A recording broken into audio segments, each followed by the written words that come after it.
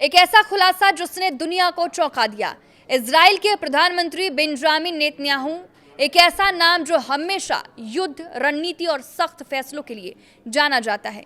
लेकिन इस बार जंग सरहद पर नहीं बल्कि उनकी अपनी जिंदगी के अंदर चल रही थी, और वो भी पूरी तरह गुप्त। किसी को भनक तक नहीं लगी, ना सियासी हलकों को, ना ही दुनिया को।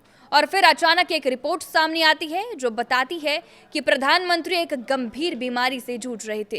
एक ऐसा खतरा जो अगर वक्त रहते ना रोका जाता तो तस्वीर कुछ और भी हो सकती थी। नमस्कार, मैं हूं साक्षी झा और आप देख रहे हैं न्यूज़ 18 का डिजिटल प्लेटफॉर्म।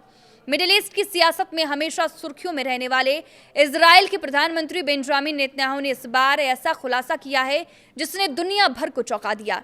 युद्ध और कूटनीति के बीच लगातार सक्रिय रहने वाले नेतन्याहू ने अपनी सालाना मेडिकल रिपोर्ट सार्वजनिक करते हुए बताया कि वो पिछले कुछ समय से एक गुप्त स्वास्थ्य चुनौती से जूझ रहे थे।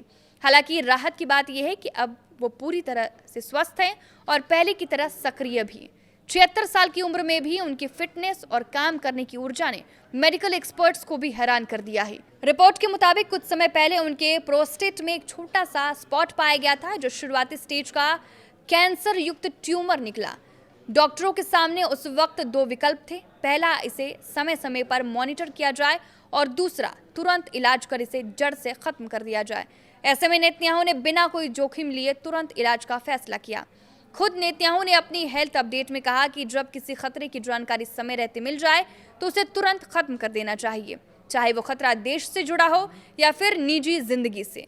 इसी सोच के साथ उन्होंने बिना देरी के टारगेटेड ट्रीटमेंट शुरू कराया।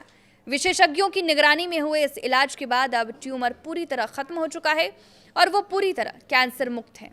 अपनी रिपोर्ट साझा करते हुए नेतन्याहू ने देश के लोगों से एक भावुक अपील की। उन्होंने कहा कि समय पर जांच ही जीवन बचाने का सबसे बड़ा हथियार है, इसीलिए हर किसी को अपनी सेहत को प्राथमिकता देनी चाहिए और डॉक्टरों की सलाह माननी चाहिए। इसके साथ ही उन्होंने जंग में घायल इजरायली सैनिकों और नागरिकों के जल्द स्वस्थ होने की भी कामना की। यानी एक तरफ देश की सुरक्षा की जिम्मेदारी और दूसरी तरफ अपनी निजी लड़ाई, दोनों मोर्चों पर जीत हासिल कर बेंजामिन नेतन्याहू ने एक मजबूत संदेश दिया है कि अगर खतरे को समय पर पहचान लिया जाए तो जीतना मुमकिन है। आपकी इस वीडियो पर क्या राय है, हमें कमेंट करके जरूर बताएं। नमस्कार।